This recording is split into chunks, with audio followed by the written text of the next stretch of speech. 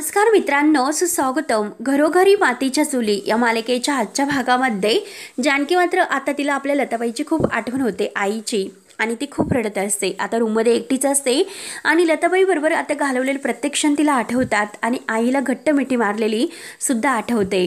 आई म्हणून आता जानकीच्या डोळ्यात पाणी आलेलं असतं आणि तेथे आता ऋषिकेश येतो.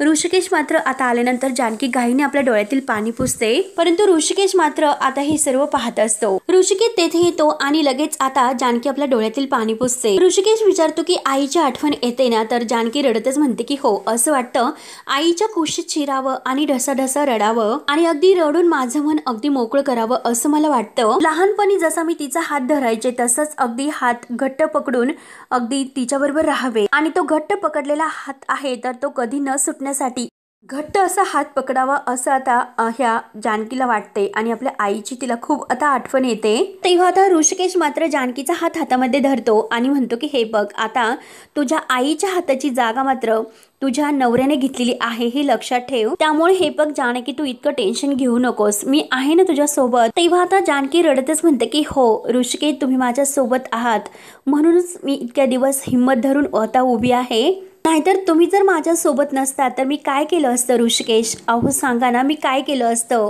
आणि हे बघा, प्रत्येक स्त्रीला वाटतं की तिचा नवरा तिच्या पाठीमागे अगदी ठामपणे उभा असावा, त्याने कायम तिची सोबत करावी. तसंच तुम्ही मला एकटं कधीही पडून दिलेलं नाही. आई नावाचा जो काही हळवा कोपरा आहे आणि तोच अगदी जो हळवा कोपरा आहे तो मला आणखीन हळवा करतो. म्हणून जानकी आता पुन्हा रडत असते. तर आता मात्र ऋषिकेश पुन्हा आपल्या हाताने तिला जवळ घेतो आणि तिच्या डोळ्यातील पाणी पुसून तो तिला समजावतो. त्यामुळे जानकी, तू अगदी स्वतःला इतका त्रास करून घेऊ नकोस. तेव्हा आता लगेच जानकी म्हणते की अहो, पण आई कुठे सापडेल? अख्खी मुळशी आम्ही पालथी घातली सगळ्यांनी, मी सुद्धा आईला शोधले आणि तुम्ही सुद्धा आईला खूप शोधले, परंतु आपल्याला कुणाला आत्तापर्यंत आई अजूनपर्यंत दिसली नाही. बघा ऋषिकेश, देवळामध्ये तिने अगदी रक्ताने लिहून ठेवलं होतं की आई आहे, त्यामुळे मला असं वाटतं की आपली आई जिवंत आहे, आई आहे, आणि परंतु नाती आपल्यापर्यंत पोहोचू शकली आणि आपण तिच्यापर्यंत. मग हे सर्व असं का होतं? देवाला आमची भेटच घडून आणायची नाही का?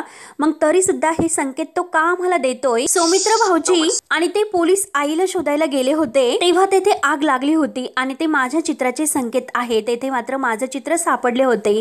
मग आता हे जे काही आहे तर ते कुठला पुरावा आहे आणि कुठला संकेत आहे? तर माझंच नशीब आहे की मला माझ्या आईपासून दूर नेतं, आमची ताटातूट करते. तेव्हा आता ऋषिकेश म्हणतो की जानकी, तू अगदी असा विचार कर की तुझी आई आणि तुझं हे जे काही आहे तर ती नियत योग्य वेळी मात्र योग्य ठिकाणी तुमची भेट घडवणार असेल म्हणून हे सर्व होत असेल आणि त्याची योग्य वेळ असेल. तर जानकी रडतच विचारते की अहो, पण ती योग्य वेळ कधी असेल? आणि ऋषिकेश, मी किती वर्ष अजून वाट बघायची? आईसाठी माझा जीव अगदी तिळतिळ तुटतोय. मित्र भाऊजी म्हणतात की कोर्टामध्ये माझे कोर्टातून निर्दोष सुटका होईल आणि ते करतील सुद्धा माझी सुटका, परंतु ऋषिकेश, माझ्या आईचं काय? शेवटी माझ्या आईची काळजी मला आहेच आणि हा एक खूप मोठा प्रश्न तर आहे. आणि माझी आई कुठे असेल, ती कशी असेल, आणि जर खरंच ती माझ्यापासून कायमची दूर गेली असेल तर सगळं काही अगदी जिंकून हरल्यासारखं होईल. तेव्हा आता जानकी खूप रडत असते. तर ऋषिकेश म्हणतो की जानकी, हे बघ, तू खरंच असा विचार करू नकोस, सगळं काही अगदी व्यवस्थित होईल प्लीज. परंतु जानकी आता ऐकायला तयार नसते. जानकी म्हणते की हे बघा ऋषिकेश, अगदी तसाच विचार माझ्या मनात येतो आणि हे बघा ऋषिकेश, तुम्हाला माहिती आहे ना, मी माझ्या आईची किती वाट बघितली आहे, तर तिच्यासाठी माझा जीव कासावीस व्हायचा आणि इतक्या वर्षानंतर ती मला आज भेटते आणि इतक्या वर्षातून ती मला भेटली, पण तरी सुद्धा मी तिला सुखरूप नाही ठेवू शकले. याचा आता जानकीला खूप असं गिल्टी फील वाटते म्हणून ती खूप रडते. आपल्या आईसाठी तिचा जीव अगदी कासवीत झालेला असतो म्हणून जानकी आता खूप रडत असते की ऋषिकेश, काय करू, मी आईला सुखरूप नाही ठेवू शकले, माझंच चुकलं ऋषिकेश, माझंच चुकलं.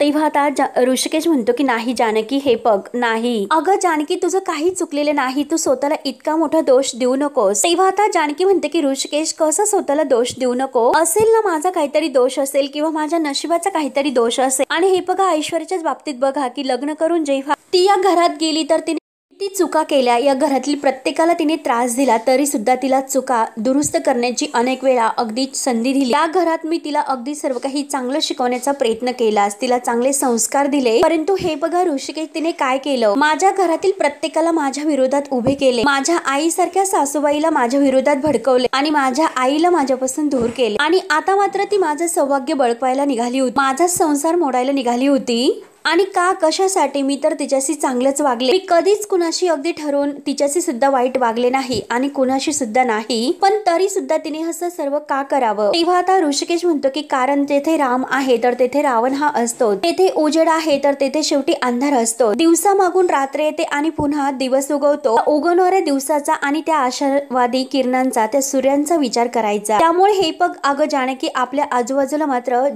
रावणाच्या हे शक्ती वावरतात, परंतु जो काही आपण आपल्यातील राम आहे तर तो कायम जिवंत ठेवायचा। आणि हे बघ जानकी, अगं कितीही अंधार असला तरी सुद्धा काजवा बनून आपणच आपल्यातील तो अंधार दूर करून त्यातील उजेड आपल्याला शोधून काढावा लागतो। तेव्हा आता ऋषिकेशने जानकीचा हात हातामध्ये घट्ट पकडलेला असतो आणि इतका मोठा आधार आज ऋषिकेश पुन्हा जानकीला देत असतो। जानकी, हे बघ तुझ्या डोक्यातील जे सगळे निगेटिव्ह विचार आहेत तर ते काढून टाक, कितीही काही झालं तरी सुद्धा आपल्याला ही केस जिंकायची आहे। तुझी आई जिवंत आहे, कितीही कोणी काही म्हटले तरी सुद्धा डोक्यामध्ये हीच गोष्ट ठेवायची की तुझी आई जिवंत आहे ते, आणि हे सर्व अगदी करताना कायम मी तुझी म्हणजे साथ कधीही सोडणार नाही, कायम मी तुझ्या सोबतच असेल। तेव्हा आता जानकी घट्ट अशी रडतच ऋषिकेशला मिठी मारते। त्यानंतर आता इकडे सौमित्र रात्रभर अगदी जागून पुरावा शोधत असतो। कॅम्प्युटरमध्ये आता काहीतरी असा पुरावा अगदी सापडेलच। तेव्हा आता अवंतिका त्यासाठी चहा घेऊन येते आणि म्हणते की अरे सौमी, तू तर अगदी रात्रभर जागलास आणि काहीतरी नक्की तू पुरावा शोधला असेल, खरंच एक क्षण सुद्धा तू झोपलेला नाही। सौमित्र म्हणतो की कसा डोळा लागेल, हे बघ अगं जानकी बहिणीच्या आयुष्यात जानकी बहिणीसाठी हे सर्व करावेच लागेल। तेव्हा आता अवंतिका म्हणते की जानकी बहिणी या घराचा जीव आहे आणि चुकूनही जानकी बहिणीने जर शिक्षा झाली तर अख्खं घर आपलं कोसळून जाईल। इतका मोठा आधारस्तंभ जानकी बहिणीचा या घरासाठी आहे, म्हणजे हे बघ एखादं झाड कसं अगदी कोसळतं तसं सुद्धा अगदी आपलं घर असं कोसळून जाईल, त्यामुळे चुकून सुद्धा असं व्हायला नकोय। तेव्हा आता सौमित्र म्हणतो की अगं अवंतिका, हे बघ मी सगळी मेहनत आहे ती माझी पणाला लावेल, परंतु जानकी बहिणीला मात्र मी काही होऊन देणार नाही, कारण हे बघ वहिनीने या घरासाठी आणि या घरातील लोकांसाठी खूप काही केलेलं आहे ग, इतकं कोणीच करत नाही। आणि भलेही ती या घरात ऋषिकेश दादाची बायको म्हणून आली, पण येथे आल्यानंतर ती माझी ताई आणि तुझी आई झाली आणि आई सुद्धा ती माझी झाली, एका मुलासारखं तिने मला जपलं आणि सारंगचे सुद्धा अगदी अपेक्षेपेक्षा जास्त लाड केलेत। आणि हे बघ मला जर काही दुखलं खुपलं तरी सुद्धा ती नेहमी माझ्या सोबत असायची, आमच्या प्रत्येक प्रश्नावरचं उत्तर आणि आमच्या जखमीवरची खपली, आमच्या प्रत्येक हसण्यामागचं कारण ती होती, आणि होती कशाला तर आहेच, आता अजूनपर्यंत ती आमच्या पाठीशी आहे। त्यावर आता हे ऐकून अवंतिका अगदी खोशून म्हणते की अरे सौमी, मी हे सगळं समजू शकते। तेव्हा आता सौमित्र म्हणतो की नाही अवंतिका, तू हे नाही समजू शकत, तुला नाही माहिती अगं अवंतिका, आमचा बॉन्ड खूप वेगळा आहे ग, अगदी खूप असा स्पेशल। आणि तुला माहिती आहे का अगं सारंग तिचा इतका लाडका आहे, म्हणजे हे बघ जेव्हा तो सारंग त्या ऐश्वर्याचं ऐकून जे काही विचित्र वागत होता तर खरंच जानकी बहिणीला आतल्यात खूप त्रास होत होता आणि मला सुद्धा खरंच खूप गिल्टी वाटतं ग अवी। तर आता अवंतिका विचारते की कशामुळे सौमी? तेव्हा सौमित्र म्हणतो की कारण तिने आपल्या घरासाठी आणि या घरासाठी खूप काही केलेलं आहे तर, आणि मला असं वाटतं की हे जे काही आहे या सिच्युएशन मध्ये ती जी काही अडकली ती केवळ आणि केवळ माझ्यामुळे। तर आता अवंतिका विचारते की अरे तू स्वतःला का असं दोषी मानतो, तू काय केलं? तेव्हा सौमित्र म्हणतो की कारण ह्या सगळ्याला कारणीभूत मी आहे तर, आणि खरं तर माझं त्या ऐश्वर्याशी लग्न होणार होतं आणि त्या लग्नाला मी नकार दिला आणि शेवटी माझं आणि त्या ऐश्वर्याचं लग्न मोडले आणि म्हणूनच ती ऐश्वर्या ह्या सगळ्याचा वचपा काढत होती। तेव्हा आता याचं खूप आता अवंतिकाला वाईट वाटतं। अवंतिका म्हणते की अरे मग खरी दोषी तर मी आहे, कारण हे सगळं जे काही केलं असतं ते माझ्यासाठी केलं, आपलं एकमेकावर प्रेम आहे म्हणूनच हे लग्न मोडलं ना, त्यामुळे तितकीच दोषी मी सुद्धा आहे। आता हे दोघं बोलत असताना जानकी मात्र वरून खाली येते आणि ह्या दोघांचं बोलणं ती ऐकते, म्हणून तिच्या आता जिव्हारी लागते, बिचारीला वाईट वाटतं। तेव्हा आता जानकी हे सर्व ऐकून म्हणते की हे बघा दोष तुमच्या दोघांचा सुद्धा नाही, दोषी कोण असेल तर ती ऐश्वर्या, जे काही आहे ना सगळं ते तिच्याचमुळे घडलेलं आहे, तर त्यामुळे तुम्ही स्वतःला दोष देत बसू नका। त्या ऐश्वर्याने या घरामध्ये येऊन जेवढी कारस्थानं केलेली आहेत ना त्यामुळे हे सर्व घडलेलं आहे, आणि ते सगळं कुरवाळत बसून काही उपयोग नाही, आपण पुढे जाऊयात, आगे बढ़ना रहना चाहिए। तेव्हा आता जानकीला हसू येते आणि सौमित्र सुद्धा हसतो। तर अवंतिका म्हणते की वहिनी त्या ऐश्वर्याने तुम्हाला इतका त्रास दिला तरी सुद्धा तुम्ही इतकं पॉझिटिव्ह कसे राहू शकता, त्या सगळ्याचा त्रास तुम्हाला होत नाही का? तेव्हा आता जानकी म्हणते की हे सगळं काही आहे तर ते तुमच्यामुळे, आणि हे बघा हे असं नाही की मला ट्रेस येत नाही, मला सुद्धा ताणतणाव वाटतो आणि मला सुद्धा कधी खूप टेन्शन येते, पण तेव्हा मात्र मी स्वतःला अगदी स्ट्रॉंग बनवते आणि त्यावेळी मी तुमच्या सगळ्यांचे चेहरे मात्र अगदी मनात आठवते, तुमच्या सगळ्यांचे हसरे चेहरे मी बघितले तर मनावरचं अगदी जे ओझं आहे, तो ताणतणाव आहे, तो अगदी दूर झाल्यासारखा अगदी होत आहे। तेव्हा आता सौमित्र म्हणतो की वहिनी हे बघ, तुला बघून सुद्धा आम्हाला एक्झॅक्टली तेच वाटतं, तू खरंच आम्हाला इन्स्पायर करते सिरियसली वहिनी। तेव्हा आता जानकी म्हणते की हे बघा भाऊजी, जरा जास्तच कौतुक होते। तेव्हा आता अवंतिका सुद्धा हसून म्हणते की नाही वहिनी, खरंच तुम्ही सगळं काही अगदी व्यवस्थित हँडल करू शकता। तेव्हा आता सौमित्र म्हणतो की वहिनी हे बघ, तू मान्य कर किंवा करू नकोस, शेवटी तू या घराचा आधार आहे म्हणजे आहेच। आणि हे बघ वहिनी, अगं तुझी या घराला, या वास्तूला, अगदी ह्या घरातील माणसांना सवय झालेली आहे। तेव्हा आता जानकी थोडीशी नाराज होते आणि सौमित्राला म्हणते की भाऊजी हे बघा, एवढी सुद्धा सवय तुम्ही अगदी करून घेऊ नका, मी नसल्यावर तुम्हाला त्याचा त्रास होईल। तेव्हा आता सौमित्र आणि अवंतिका यांचे चेहरे सुकतात। तर सौमित्र म्हणतो की वहिनी तू असं का बोलतेस ग? तेव्हा आता जानकी म्हणते की हे बघा सौमित्र भाऊजी, अजूनपर्यंत कोर्टाचा निकाल लागलेला नाही, जर मला शिक्षा झाली तर लगेच आता सौमित्र पुढचं जानकीला बोलून देत नाही आणि तोच म्हणतो की जानकी वहिनी तुला काही होणार नाही, तू टेन्शन घेऊ नकोस, अगं वहिनी तू निर्दोष आहे आणि ते सर्व काही मी सगळ्यांच्या समोर म्हणजे कोर्टाच्या समोर अगदी सिद्ध सुद्धा करणार आहे, माझ्यावर विश्वास ठेव। तेव्हा आता जानकी म्हणते की हे बघा भाऊजी, माझा तुमच्यावर पूर्ण विश्वास आहे। आता सौमित्राच्या ह्या बोलण्याने मात्र जानकीला एक खूप मोठा आधार येतो। जानकी म्हणते की सौमित्र भाऊजी, माझा तुमच्यावर प्रचंड विश्वास आहे आणि कधी कधी मात्र वाईटातून वाईट काय होऊ शकतं याचा सुद्धा विचार करा। आणि मला सगळ्यात म्हणजे एक महत्वाची गोष्ट की आता पूर्ण खात्री आहे की या केसची तुमची पूर्ण तयारी झालेली असेल। तेव्हा आता सौमित्र म्हणतो की वहिनी अगं तयारी तर झालेली आहे, पण एक टेन्शन आहे। तेव्हा जानकी विचारते की कसलं टेन्शन? तर आता सौमित्र म्हणतो की या केसला मात्र पब्लिक काही वकील आहे, तर ते मात्र ॲडव्होकेट धर्मा अधिकारी आहे, त्यांच्या अगेन्स्ट लढायचं हाच एक खूप मोठा टास्क आहे। तेव्हा आता ते ऐकून जानकी म्हणते की ॲडव्होकेट धर्माधिकारी, तेव्हा मात्र आता ॲडव्होकेट धर्माधिकारी आहे तर त्याची कोर्टामध्ये आता एंट्री होते। त्यानंतर आता इकडे अवंतिका आणि सौमित्र हे सुद्धा आता छान आपल्या वकिलाच्या वेशामध्ये तयार होतात आणि आता ऋषिकेश सुद्धा तेथे असतो। अवंतिका आता खुश होत जानकीच्या हातावर साखर ठेवते आणि म्हणते की हे बघा वहिनी, मला पूर्ण खात्री आहे तुम्ही जिंकताल म्हणून, त्यासाठी ऑल द बेस्ट। अवंतिका पुढे म्हणते की त्या ऐश्वर्यामुळे जानकी बहिणीच्या अगदी म्हणजे माथ्यावर जो डाग लागलेला आहे तो कायमचा आता आपल्याला पुसून टाकायचा आहे। तेव्हा आता सौमित्र म्हणतो की हो अभि, अगं तू एकदम बरोबर बोलते, जे काही आहे तर ते अगदी तसंच होईल। आता मात्र ऐश्वर्या नाही सुटणार। तर सारंग म्हणतो की हो दादा, तू तिला सोडूच नको, असा तिला अडकाव की या म्हणजे पुढे तिने कुणाही विषयी वाईट विचार जर तिने केला अगदी तिला धडकी भरली पाहिजे, इतकं तिला जन्माची अद्दल घडव। त्यानंतर आता ॲडव्होकेट धर्माधिकारी मात्र आता तेथे येतात आणि आता सयाजी त्यांना हात जोडून नमस्कार करतो। तर आता ते ॲडव्होकेट धर्माधिकारी ऐश्वर्याला विचारतात की ऐश्वर्या तुम्हीच का? तेव्हा ऐश्वर्या म्हणते की हो मीच, आणि तो ऐश्वर्याच्या हातामध्ये हात देऊन ॲडव्होकेट धर्माधिकारी असं म्हणतो। तेव्हा ऐश्वर्या आता सयाजीची आणि ॲडव्होकेट धर्माधिकारी यांची ओळख करून देते की हे माझे डॅडा सयाजीराव विखे पाटील, आणि बाय द वे तुम्हाला या केसबद्दल, तर ॲडव्होकेट धर्माधिकारी म्हणतात की हो मला सगळं काही कळालेलं आहे, तर केसचा पूर्ण स्टडी केल्याशिवाय मी कोर्टामध्ये पाऊल सुद्धा टाकत नसतो आणि इथून मात्र बाहेर पडताना मला जिंकूनच बाहेर पडण्याची सवय आहे। तर त्यानंतर आता इकडे ऋषिकेश सारंगला म्हणतो की सगळं काही तुझ्या मनासारखं होईल, कारण त्या ऐश्वर्याने मात्र या घरावर आणि या घरातील माणसावर जे काही हल्ले केलेले आहेत त्या सर्व हल्ल्यांचा आज हिशोब चुकता होईल। आज फक्त आणि फक्त विजय हा सत्याचाच होईल, त्यामुळे सगळ्यांनी छान असे फ्रेश चेहरे ठेवायचे, अगदी चेहऱ्यावर हसू ठेवायचे आणि आपले चेहरे बघून मात्र इतके आनंदी चेहरे बघून ती ऐश्वर्या आहे ना, तर ऐश्वर्या अगदी निम्मी लढाई तेथेच हरली पाहिजे। त्यामुळे चला तर म्हणून सगळेजण आता कोर्टामध्ये यायला निघतात। त्यानंतर आता इकडे ॲडव्होकेट धर्माधिकारी ऐश्वर्याला म्हणतात की हरणं हे कधीही माझ्या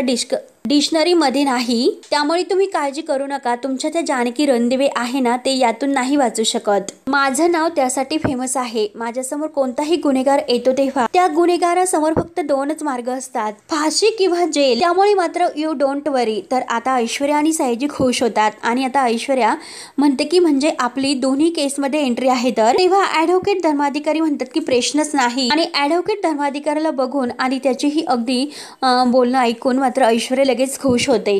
आता सगळेजण कोर्टामध्ये येतात। अवंतिका आणि सौमित्र हे एकमेकाबद्दल ह्या केसविषयी चर्चा करत असतात आणि तेवढ्यात आता हा ॲडव्होकेट धर्माधिकारी आतमध्ये येतो आणि सौमित्रच्या हातामध्ये हात देत म्हणतो ॲडव्होकेट धर्माधिकारी। तर सौमित्र म्हणतो की हो माहिती आहे सर, मी ॲडव्होकेट सौमित्र। तेव्हा आता जज मॅडम येतात आणि सर्वजण आता उभे राहतात। तेव्हा आता जज ह्या पूर्ण सगळ्यांना खाली बसायला सांगतात. जानकीला विटनेस बॉक्समध्ये उभे केलेलं असतं आणि फिर्यादी पक्षाने खटला सुरू करायला ते सांगतात. तेव्हा ॲडव्होकेट धर्माधिकारी उभा राहतो आणि थँक्यू मिलॉर्ड असं म्हणतो. तेव्हा आता ॲडव्होकेट धर्माधिकारी उभे राहून म्हणतात की ही केस मात्र आता मी लढणार आहे. जानकी रणदिवे यांनी आता यांच्यावर जी केस आहे की आपल्या स्वतःच्या आईला अगदी पाण्यामध्ये डुबून तिने मार आणि त्यांच्या विरुद्ध जो काही साक्ष पुरावा होता तर तो कोर्टामध्ये अगदी सादर करण्यात सुद्धा आलेला होता. आई विरुद्ध मतभेद, तक्रार या गोष्टी आणि ह्या सर्व गोष्टींचा विचार करून आईला ज्या पद्धतीत मारण्यात आलं ती गोष्ट मात्र अगदी निंदनीय आहे. अगदी आई आणि मुलीच्या नात्याचा अपमान ह्या कोर्टामध्ये झालेला आहे. तर त्यामुळे या आरोपीला मात्र अगदी कठोरात आणि कठोरातली शिक्षा व्हायला हवी. तेव्हा मात्र आता ह्या मिलॉर्ड साहेब आहे तर त्या अगदी सौमित्राला काही बाजू मांडायची आहे का असं विचारतात. सौमित्र उभा राहतो आणि यस अगदी असं म्हणतो. तेव्हा आता जानकी एका आशेच्या किरणाने मात्र आता आपल्या सौमित्र भाऊजींकडे पाहत असते, कारण सौमित्र भाऊजी आपल्याला नक्की वाचवतील असा आता जानकीला एक पक्का निर्धार असतो.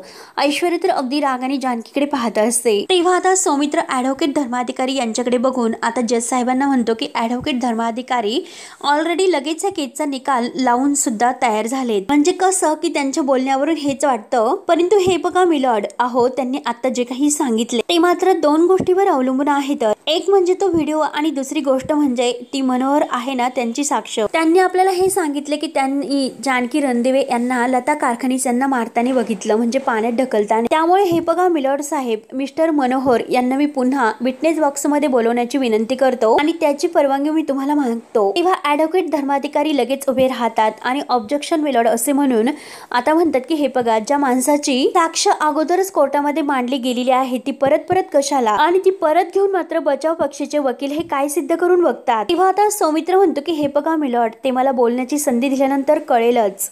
तेव्हा आता मिलॉर्ड जे काही आहे तर ते मॅडम म्हणतात की बरोबर, त्यांना एक संधी तर मिळायलाच हवी आणि आता त्या सौमित्रला संधी देतात. आता सौमित्र आणि अवंतिका खुश होतात, परंतु ॲडव्होकेट धर्माधिकारी यांचा चेहरा अगदी बघण्यासारखा होतो आणि सौमित्र रणदेवे यांना त्यांचे केस कंटिन्यू करण्यासाठी सांगतात. तर सौमित्र आता थँक्यू मॅडम असं म्हणून मनोहर शिंदे यांना अगदी कोर्टामध्ये हजर होण्याची अगदी परत आता ही अनाऊन्स केली जाते. तेव्हा आता हा मनोहर लगेच विटनेस बॉक्समध्ये येतो. तेव्हा आता सौमित्र हा मनोहर आहे तर त्याला प्रश्न विचारतो की हे बघा, या अगोदर सुद्धा तुम्ही कोर्टामध्ये साक्ष दिलेली आहे, पण पुन्हा एकदा तुम्ही त्या रात्री नेमकं काय घडले होते एकदा सविस्तर सांगताल का. तेव्हा हा ॲडव्होकेट म्हणजे धर्माधिकारी पुन्हा ऑब्जेक्शन म्हणून उभं राहतो. बचाव पक्षाचे जे वकील आहेत तर ते पुन्हा तेच प्रश्न विचारून कोर्टाचा वेळ वाया घालवतात. तर तेव्हा आता लगेच मिलॉर्ड साहेब आहे तर त्या म्हणतात की हे बघा मिस्टर सौमित्र, तुम्हाला ठेवायची नाही त्यामुळे तुम्ही पुढे चला. तेव्हा ॲडव्होकेट आता धर्माधिकारी थँक्यू मिलॉर्ड साहेब असे म्हणून खाली बसतात. तेव्हा आता सौमित्र म्हणतो की हे बघा मिलॉर्ड, या सगळ्याचं मी पुन्हा विचारतोय, त्यामागे काहीतरी एक कारण आहे म्हणून मी कोर्टाला अगदी विनंती करतो, म्हणजे यांची जी साक्ष असेल तर ती पुन्हा कोर्टाने ऐकावी म्हणून. तेव्हा आता मिलॉर्ड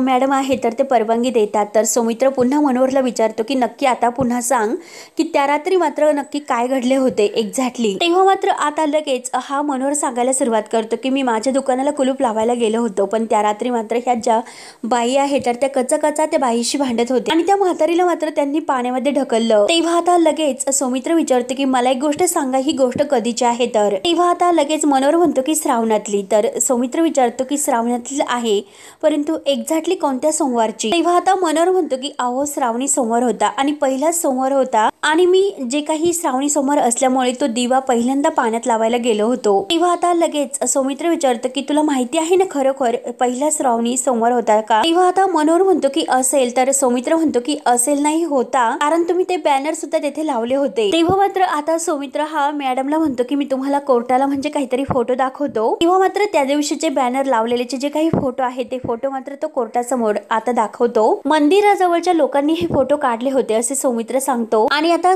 मनोहर तर पूर्णपणे घाबरतो. तर सौमित्र त्याला विचारतो की म्हणजे त्या दिवशी श्रावणी सोमवारची पहिली रात्र होती ज्या दिवशी तुम्ही हे बॅनर्स लावले होते. तेव्हा आता सौमित्र आपला मोबाईल बाहेर काढतो आणि मॅडमला म्हणतो की मी कोर्टाला आणखीन एक व्हिडिओ क्लिप दाखवतो, जो आपण तो व्हिडिओ आहे या अगोदर सुद्धा बघितलेला आहे आणि तो पुन्हा एकदा बघा, ज्यामध्ये हे क्लिअर होते की यामध्ये अगदी श्रावणी सोमवारचे जे काही बॅनर्स आहेत तर ते नाही. तोपर्यंत मात्र आता ह्या मनोहरला पूर्णपणे घाम फुटलेला असतो, तो आपला घाम पुसत असतो. तेव्हा आता मॅडम तो व्हिडिओ पाहतात येतात आणि आता मनोहरकडे बघत असतात तेव्हा मनोहर तर पूर्णपणे घाबरून जातो। सौमित्र म्हणतो की हे बघा यामध्ये जे काही श्रावणी सोमवारचे बॅनर्स आहे तर ते कुठेही नाही, त्यामुळे ज्या अर्थी ज्या दोन पुराव्यांच्या बेसिसवर जानकी रणदिवे यांना आरोपी ठरवले जाते तर ते दोन्ही पुरावे मात्र परस्परांच्या विरोधी आहेत। तर एकतर हा व्हिडिओ खोटा आहे किंवा हा माणूस खोटं बोलतो। तेव्हा आता लगेच हा मनोहर म्हणतो की 1 मिनिट आणि जज साहेब मी का खोटं बोलेल, अहो खरंच त्या दिवशी हे जे काही सोमवारचे बॅनर्स आहेत तर ते तेथे दारात सुद्धा लावलेले होते। तेव्हा आता सौमित्र विचारतो की म्हणजे हा व्हिडिओ खोटा आहे का असं तुम्हाला म्हणायचं का। तेव्हा आता लगेच हा मनोहर म्हणतो की तो व्हिडिओ नंतर कधीही घेतलेला असू शकतो। तेव्हा आता सौमित्र म्हणतो की अहो हे सगळं एकाच रात्री घडलेलं आहे, तर त्याच रात्री तुम्ही बॅनर्स लावले आणि त्याच रात्री तुम्ही जानकी रणदिवे यांना त्यांच्या आईला पाण्यामध्ये ढकलून देताना बघितलं, मग व्हिडिओ कसा नंतर घेतला गेला असेल। तेव्हा आता मनोहर पूर्णपणे खोटा हे ठरवले जाते आणि सौमित्र म्हणतो की मॅडम हे बघा हा माणूस पूर्णपणे खोटं बोलतोय। तेव्हा मात्र जज साहेब मात्र आता मनोहरला म्हणतात की कोर्टामध्ये खोटं बोलण्याची शिक्षा तुम्हाला माहितीच असेल। तेव्हा मात्र आता हा मनोहर माफी मागतो की मला माफ करा, कारण आता मला एक फोन आला होता त्यामुळे मी खोटं बोललो। तेव्हा मात्र आता मेन पॉइंट आता येथे पकडला जातो। आता ऐश्वर्याला घाम फुटतो आणि सयाजीला सुद्धा, परंतु सौमित्राला आणखीन आता एक क्ल्यू मिळतो। तर मित्रांनो आता शेवटी जानकी मात्र सुटणार असते आणि हा भाग येथे संपतो। सौमित्र मात्र विटनेस बॉक्स मध्ये जानकीला विचारतो की त्या रात्री नेमकं काय घडले हे सविस्तर मात्र तुम्ही कोर्टासमोर सांगा। तेव्हा आता जानकी म्हणते की त्या रात्री मी आणि माझी आई पहिल्यांदा एकमेकींना भेटलो आणि त्यावेळेस मात्र ऐश्वर्या ही माझ्या आईच्या मागावर होती आणि माझ्या आईच्या पोह्यामध्ये तू बेशुद्धीचं औषध मिसळलं होतं आणि मला बेशुद्ध करून मात्र तू तिला किडनॅप केले। तर ऐश्वर्या म्हणते की नाही हे सर्व खोटं आहे। तर जानकी म्हणते की अगं म्हणजे तू पोह्यामध्ये बेशुद्धीचं औषध मिसळलं नव्हतं का। तेव्हा आता ऐश्वर्या बोलून जाते की नाही त्या दिवशी पोहे नव्हते तर शिरा होता। तेव्हा जानकी विचारते की काय ग तुला कसं कळालं की तो शिरा होता म्हणून। तेव्हा मात्र आता ऐश्वर्या पूर्णपणे घाबरते आणि खरं बोलून जाते। तर आता सौमित्र म्हणतो की हाच एक महत्त्वाचा पॉइंट आहे मिलॉर्ड। तेव्हा आता आणखीन एक महत्त्वाचा पॉइंट मात्र ऐश्वर्याच्या तोंडातून आता या कोर्टासमोर आलेला असतो आणि शेवटी मनोहरने सुद्धा आता त्याला जो काही आता हा धमकवण्याचा कॉल आला होता त्यामुळे तो हे सर्व खोटं बोलला हे सुद्धा आता कोर्टासमोर येते। तर मित्रांनो आता असेच काहीतरी पुराव्यामुळे जानकी मात्र कशी सोडवणार आहे। सौमित्र मात्र तिची निर्दोष सुटका तर करणार आणि ऐश्वर्याला मात्र तिच्या पापाची शिक्षा कशी होते, कारण एक एक पॉइंट करून आता ऐश्वर्या विरोधी आता हे पुरावे गोळा केले जात असतात। तेव्हा मात्र मित्रांनो आता पुढे काय होईल हे बघण्यासाठी आपल्या चॅनलला नक्की सबस्क्राईब करत राहा। धन्यवाद।